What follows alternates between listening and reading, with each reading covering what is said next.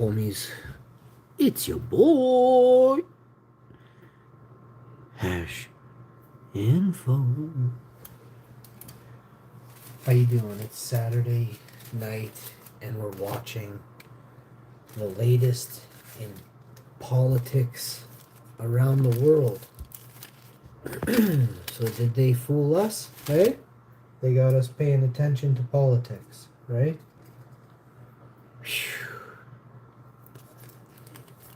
Whew.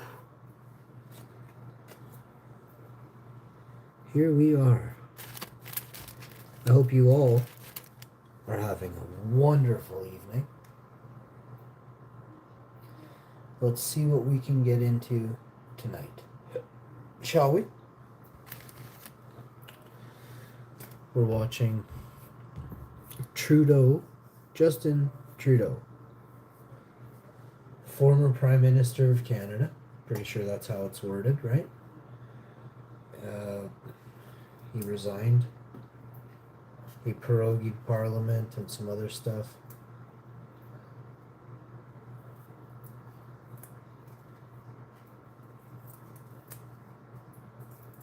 We had a snap election in Ottawa. Look, I think people are coming on the thing here. Let's see.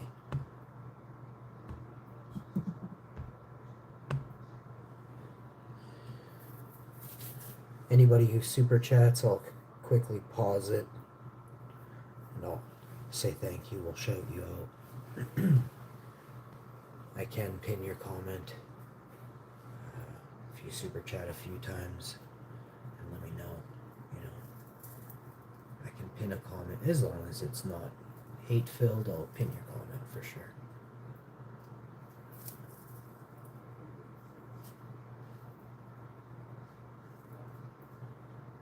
If you have a YouTube channel and you want to shout out, share, like, and subscribe. And if you're not new, share and like and super chat. Check your channel out. Possibly even react to some of your videos in the future. Should be any second now. Once this volume kicks on, you know the show's about to start.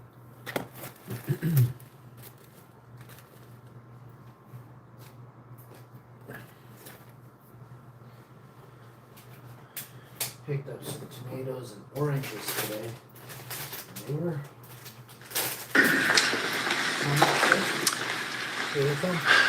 Bonsoir. Good evening. Today, the United States informed us they will be imposing 25% tariffs on Canadian exports to the United States and 10% on Canadian energy. A decision that, should they elect to proceed with, should take effect on Tuesday, February 4th. Cette décision met en péril une relation économique historique. Une relation qui a été la source de tellement de richesses, de prospérité et de possibilités des deux côtés de la frontière. Tonight, first, I want to speak directly to Americans, our closest friends and neighbors. This is a choice that, yes, will harm Canadians, but beyond that, it will have real consequences for you, the American people.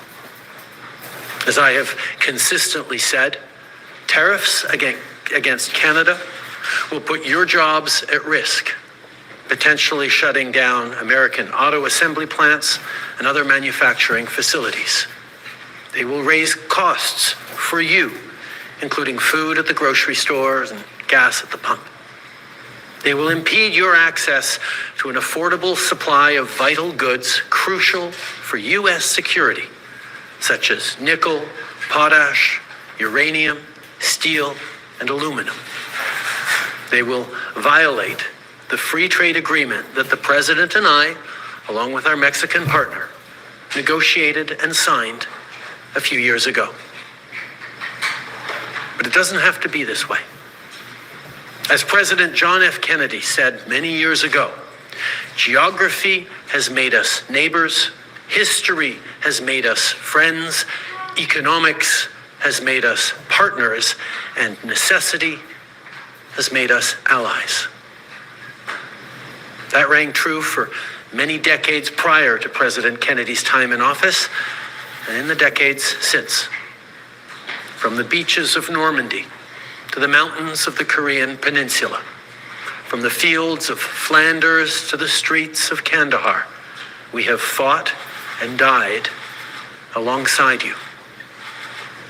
During your darkest hours, during the Iranian hostage crisis, those 444 days we worked around the clock from our embassy to get your innocent compatriots home.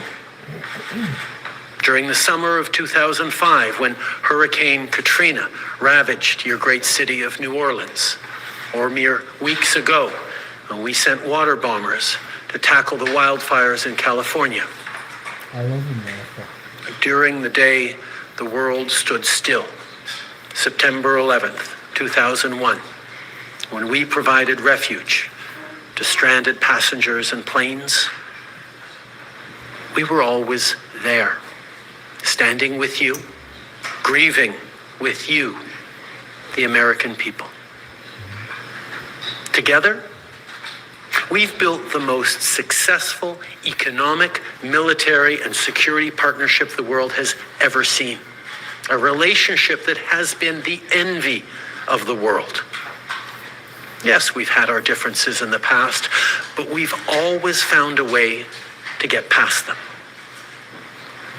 As I've said before, if President Trump wants to usher in a new golden age for the United States, the better path is to partner with Canada, not to punish us. Canada has critical minerals, reliable and affordable energy, stable democratic institutions, shared values, and the natural resources you need. Canada has the ingredients necessary to build a booming and secure partnership for the North American economy, and we stand at the ready to work together. Let's take a moment to talk about our shared border. Our border is already safe and secure, but there's always more work to do. Less than 1% of fentanyl, less than 1% of illegal crossings into the United States come from Canada. But hearing concerns from both Canadians and Americans, including the American president himself, we're taking action. We launched a $1.3 billion border plan that is already showing results, because we too are devastated by the scourge that is fentanyl, a drug that has torn apart communities and caused so much pain and torment for countless families across Canada, just like in the United States. A drug that we too want to see wiped from the face of this earth. A drug whose traffickers must be punished. As neighbors, we must work collaboratively to fix this. Unfortunately, the actions taken today by the White House split us apart instead of bringing us together. Tonight, I am announcing Canada will be responding to the U.S. trade action with 25% tariffs against $155 billion worth of American goods.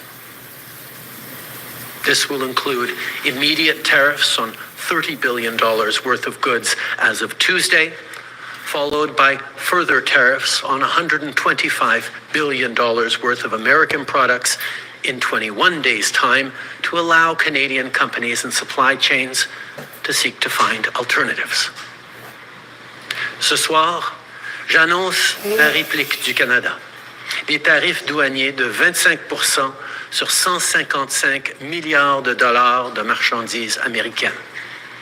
Dès mardi, 30 milliards de dollars de produits américains vont être touchés par ces tarifs et dans 21 jours, pour donner le temps aux compagnies canadiennes de trouver des options alternatives, ce sera le cas pour 125 milliards de dollars de marchandises de plus.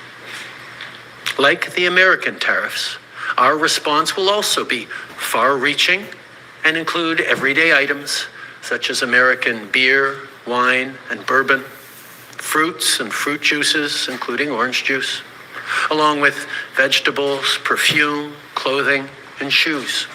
It'll include major consumer products like household appliances, furniture, and sports equipment, and materials like lumber and plastics, along with much, much more.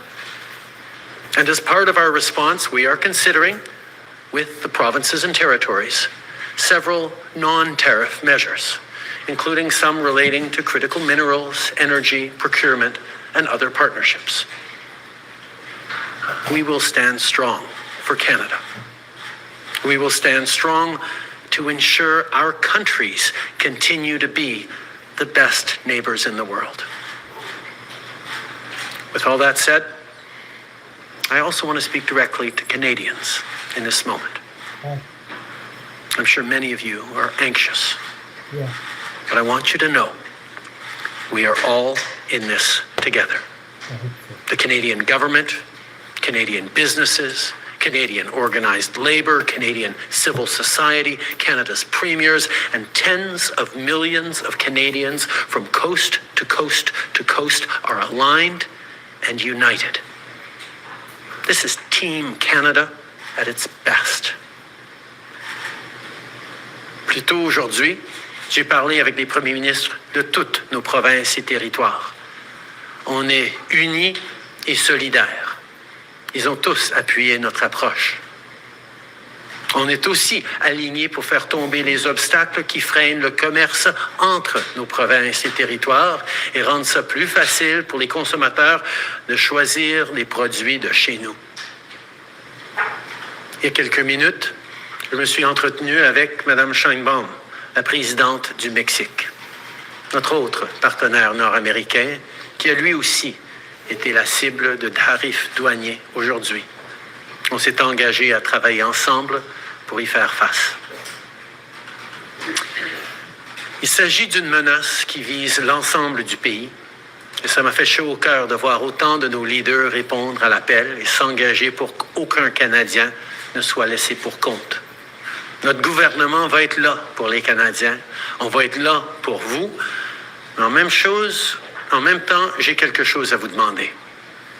Je vous demande d'être solidaires les uns des autres. Beaucoup d'entre nous vont être affectés par tout ça et vont vivre des moments difficiles. Je vous demande d'être là les uns pour les autres, d'être là pour vos amis, vos voisins et vos compatriotes. D'un océan à l'autre, les Canadiens sont très différents. On parle de différentes langues, on a de différentes croyances, on a de différentes opinions, de différentes idées. Mais quand on reste unis, on puise notre force dans cette différence. And now is also the time to choose Canada. There are many ways for you to do your part. It might mean checking the labels at the supermarket and picking Canadian-made products. It might mean opting for Canadian rye over Kentucky bourbon, or foregoing Florida orange juice altogether. It might mean changing your summer vacation plans to stay here in Canada and explore the many national and provincial parks, historical sites, and tourist destinations our great country has to offer. C'est le temps de choisir des produits d'ici et d'appuyer des entreprises d'ici. D'appuyer nos producteurs agricoles, nos manufacturiers, nos travailleurs, nos entrepreneurs, nos artistes. It might mean doing all of these things or finding your own way to stand up for Canada. In this moment, we must pull together because we love this country. We pride ourselves on braving the cold during the long winter months. We don't like to beat our chests, but we're always out there, waving the maple leaf loudly and proudly to celebrate an Olympic gold medal. On a notre propre identité, notre propre histoire et nos propres valeurs. Les Canadiens sont accueillants, ouverts, novateurs, ambitieux. On préfère régler nos disputes avec diplomatie, mais on est prêt à se battre quand c'est nécessaire. Canada is home to bountiful resources, breathtaking beauty, and a proud people who've come from every corner of the globe to forge a nation with a unique identity worth embracing and celebrating. We don't pretend to be perfect, but Canada is the best country on earth. There's nowhere else that I and our 41 million strong family would rather be. And we will get through this challenge, just as we've done countless times before, together. Thank you. Merci. Vive le Canada. All right, so we'll take 20 minutes of questions, 20 minutes de questions. One question, one follow-up, une question, un suivi. Merci. Bonsoir, Monsieur le Premier ministre, Raymond Filion de TVA. Est-ce que vous avez parlé ou tenté de parler avec le président Trump aujourd'hui ou dans les derniers jours? Ça fait depuis l'inauguration que j'essaie de rejoindre le président. J'espère pouvoir lui parler bientôt. It's been since the inauguration that I've been reaching out to speak with Donald Trump. I hope to speak with him sometime soon. Dans son décret qu'il a signé aujourd'hui, M. Trump menace le Canada d'augmenter encore plus les tarifs s'il y a des mesures de rétorsion. Vous annoncez des mesures de rétorsion ce soir. Certains vont se demander, est-ce que c'est pas risqué? Est-ce que ça risque pas d'envenimer la situation? On va toujours faire ce qui est nécessaire pour défendre les Canadiens, défendre nos intérêts. On est en train de répondre avec un ensemble de mesures fortes mais appropriées. Et on va continuer d'être là pour défendre le Canada, les Canadiens et notre avenir. Bonsoir, M. Trudeau. Vous avez mentionné que vous envisagiez d'autres mesures qui ne sont pas reliées aux tarifs. Pouvez-vous élaborer?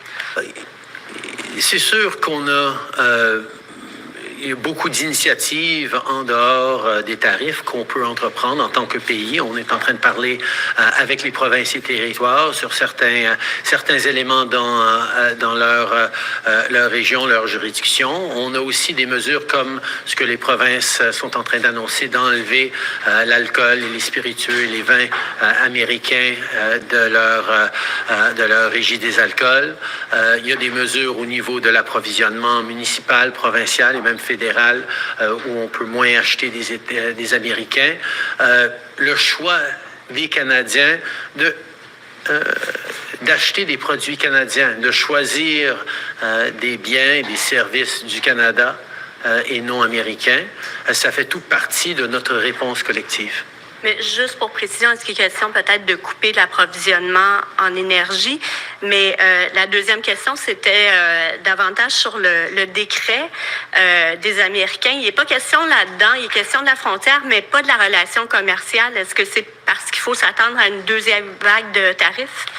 Tout d'abord, ce qui est important quand on va regarder différentes façons de répondre ou de mettre encore plus de pression sur les Américains pour reculer sur les mesures qui sont de l'avant, on va s'assurer qu'il n'y ait aucune région du pays, aucune industrie qui va porter un plus large fardeau, un plus lourd fardeau que d'autres régions. On sait qu'il y a certaines industries, dont l'industrie pétrolière, qui ont un grand impact aux États-Unis, mais on va s'assurer que toute réponse qu'on va faire va être équitable à travers le pays, parce qu'on ne veut pas que ce soit seulement une région ou une partie du pays qui paye le plus pour défendre tous les Canadiens. Et c'est quelque chose, un principe sur lequel tous les premiers ministres sont d'accord. Est-ce qu'on peut s'attendre à une deuxième vague? C'était ça aussi la question. Sur l'enjeu une deuxième vague, dans quel sens? De tarifs, parce que dans le décret, il n'est pas question de la relation commerciale, il est juste question oui, tout à fait. Ces tarifs d'aujourd'hui sont ancrés dans la préoccupation du président sur le fentanyl. La réalité, c'est que le Canada représente une infime partie du défi au niveau du fentanyl auquel les Américains font face, et on est prêt à travailler avec eux pour régler cet enjeu dans nos communautés comme dans la leur. En même temps, il y a une enquête sur nos relations commerciales qui est en cours dans le système américain qui va aboutir le 1er avril et à ce moment-là, ils vont prendre d'autres décisions. In regards to actions we might take in terms of responding to the American trade action, there are a number of different industries and regions of the country that can have greater leverage over the United States. One thinks of the oil industry, for example. What is extremely important for me, and I think for all the premiers, is that no one region of the country or one industry carries a larger burden than anyone else in standing up for Canada. We need to all be in this together. This only works if Canadians are fully united from coast to coast to coast to stand up for this extraordinary and beautiful country. And that's why, as we look at different measures, including non-tariff measures that we might move forward on, we will not be moving forward on issues that further divide the country, which is why we're working with all premiers to look at different ways we can encourage the Americans to step back from these trade actions. Bonjour, Christian Noël de Radio-Canada. Pour être clair sur cette question-là, les tarifs sur le gaz naturel et le pétrole ne sont que de 10 % alors que pour le reste, c'est de 25 %, notamment parce que les États-Unis ont besoin de notre pétrole. Ils ont besoin de plein d'autres choses dans notre secteur énergétique. À quel endroit est-ce que vous êtes prêt à couper le robinet? Tout d'abord, soulignons que oui, les Américains ont besoin de notre gaz et notre pétrole, ils ont besoin de nos minéraux critiques, mais ils ont aussi besoin de nos pièces d'automobile, ils ont besoin de nos produits agricoles, ils ont besoin de notre ciment, ils ont besoin de notre bois d'œuvre. Il y a énormément de choses que le Canada produit, qu'on vend à des prix très, très bon marché ou bien responsables aux Américains sur lesquels ils dépendent pour leur bien-être économique. Des tarifs de 25 % sur tout ce que le Canada produit, ça va faire mal aux Américains, aux consommateurs américains, aux producteurs américains. On s'attend à avoir des défis énormes dans l'industrie automobile, par exemple, aux États-Unis, où des pièces et du travail canadien et mexicain sont des éléments essentiels de ce qu'ils font. Alors, on va être là pour regarder et encourager les Américains de revenir en arrière sur ces tarifs et on va utiliser toute la gamme d'outils qu'on a. Pour être très clair, on ne veut pas être dans cette situation. C'est le choix des Américains de nous mettre dans cette situation-là, mais puisqu'on est ici, on va répondre de façon responsable et forte pour défendre le Canada. Dans un match de hockey ce soir à Ottawa, durant l'hymne national américain, il y a des Canadiens qui ont hué l'hymne national américain. Est-ce qu'ils ont raison d'être en colère et êtes-vous en colère? On a une très longue histoire avec les Américains. On a un partenariat sans pareil, mais il y a toujours eu des moments de différends, des moments de tension entre nos deux pays. Et c'est des moments profondément sentis parce qu'on est si proches en tant que voisins et amis et famille. Et ça peut être pénible pendant qu'on passe à travers ces moments-là. Mais j'ai confiance. J'ai confiance dans les Canadiens, mais surtout, j'ai aussi confiance dans le peuple américain qui comprend à quel point leur lutte, leur grand défi dans le monde, c'est pas le Canada. Et qu'en travaillant ensemble, on va pouvoir passer à travers ces moments pénibles pour en sortir encore plus fort. Est-ce qu'ils ont raison d'être en colère? Je pense que les Canadiens ne comprennent pas tout à fait pourquoi les Américains sont en train de cibler leurs meilleurs amis et leurs plus proches partenaires plutôt que d'autres pays dans le monde. En anglais? I think Canadians are a little perplexed as to why our closest friends and neighbors are choosing to target us instead of so many other challenging parts of the world. I don't think there's a lot of Americans who wake up in the morning saying, damn Canada. Oh, we should really go after Canada. We're there as friends, as partners. We always have been, we always will be. Sure, we're going through a difficult time right now, and yeah, emotions may run high here and there, particularly around hockey games. But I know we're going to make it through this because we have the most successful partnership the world has ever seen, and it's a true value in this time of really challenging geopolitical instability. Gillian Piper with Global News. Prime Minister, will you recall Parliament to pass a bill to help Canadian workers and end prorogation?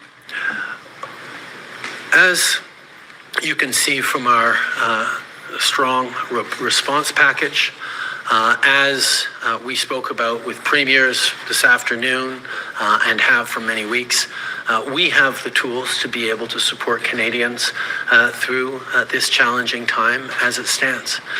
This is a moment for Canadians to pull together, including Canadians of all different political parties. This is a moment where we need to set aside our differences and focus on delivering for Canadians, standing up for Canadians, and protecting the most successful political, military, economic, and security partnership the world has ever seen. And that's exactly what we're going to do. We have the tools to do it as a government right now. We will keep doing it alongside our premiers and our partners. A member of the Canada-U.S. Council, Lana Payne, today said that an ally would not act this way and therefore the U.S. is no longer Canada's ally. Do you agree with that? Like I said, I think there are going to be people who are upset and even hurt by what's gone on here. But I have faith.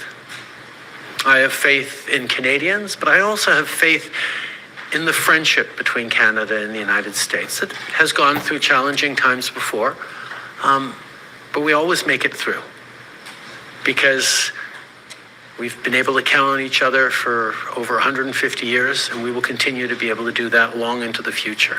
This is a friendship that has stood the test of time, and despite challenges that we can work on and we will work on together, we will continue to be friends and neighbors. Prime Minister, you said earlier that you're not going to move forward on measures that would further divide the country. Does this mean that blocking energy exports is fully off the table? It means that any conversations around further measures, particularly involving one industry or one region of the country more than another, is something that we're going to do carefully and thoughtfully and with the full partnership of regional leaders, provincial premiers, businesses. No one part of the country should be carrying a heavier burden than any other. We're in this together. We're all going to stand together, and we'll be there for each other from coast to coast to coast. And President Trump said in the executive order that it's about the border and fentanyl. Do you think that this is what it's about? We have one of the strongest, more secure borders in the world between Canada and the United States. As I said, less than 1% of fentanyl going into the United States come from Canada. Less than 1% of illegal migrants going into the United States come from Canada. That doesn't mean there isn't more to do. And that's why we've invested $1.3 billion in strengthening our borders. And we're seeing over the past number of weeks, past couple of months, the numbers significantly decrease at the border already.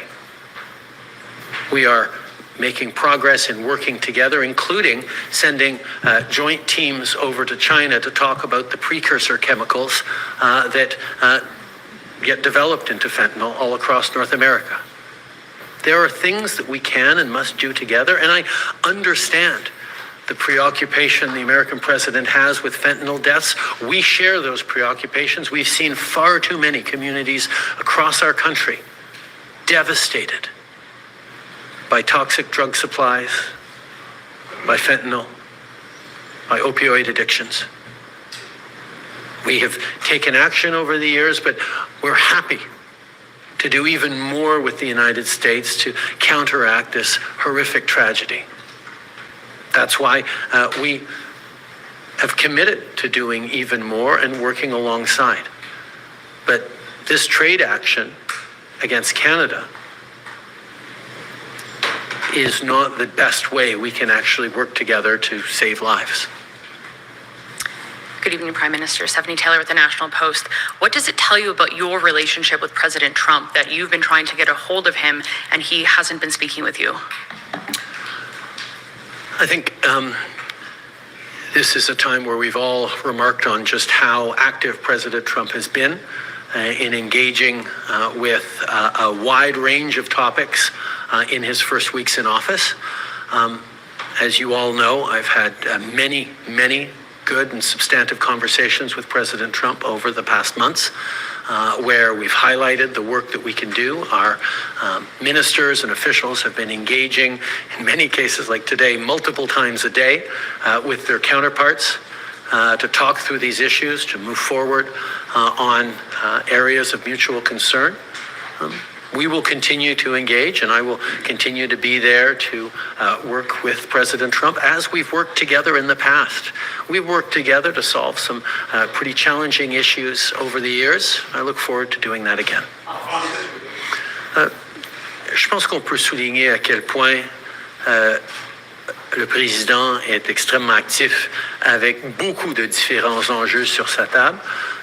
Ça fait plusieurs mois que j'ai eu beaucoup de conversations avec lui sur les enjeux dont on est en train de discuter aujourd'hui. Il sait très bien mes positions et en même temps, les ministres sont extrêmement actifs à être engagés avec leur contrepartie américaine, compris plusieurs fois chacun aujourd'hui, pour souligner le travail que nous pouvons faire. Alors, il faut se souvenir que moi et le président, nous avons réglé de grands enjeux dans le passé et je suis toujours prêt à le faire encore une fois.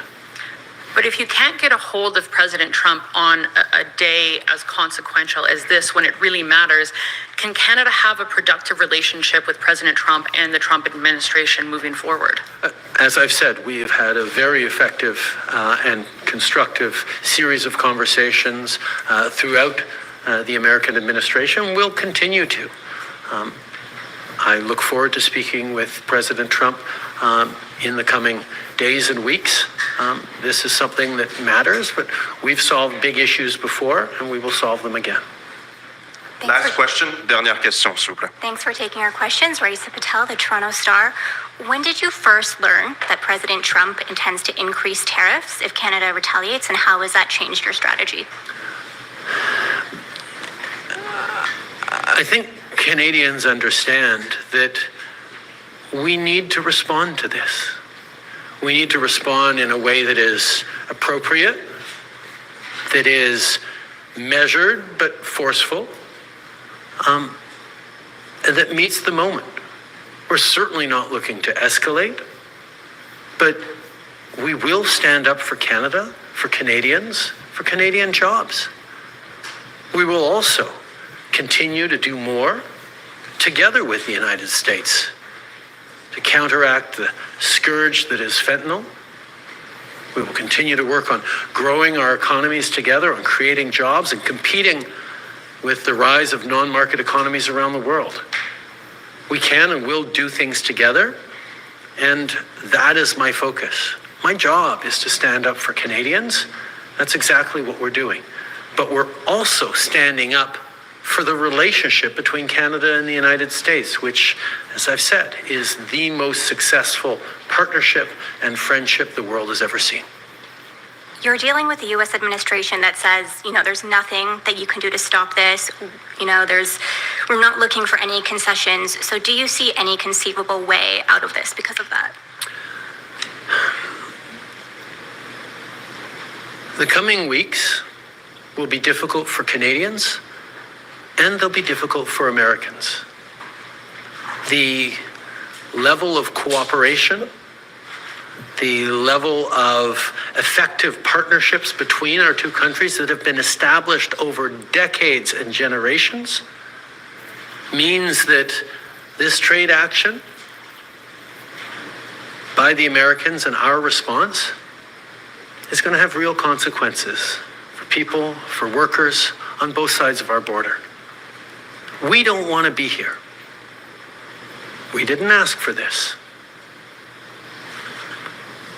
But we will not back down in standing up both for Canadians and for the incredible, successful relationship and partnership between Canada and the United States.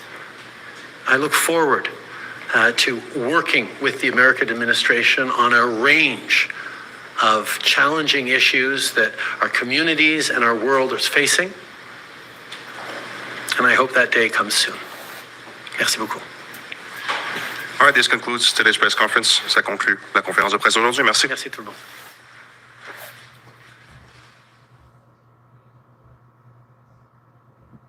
De plus. Septembre.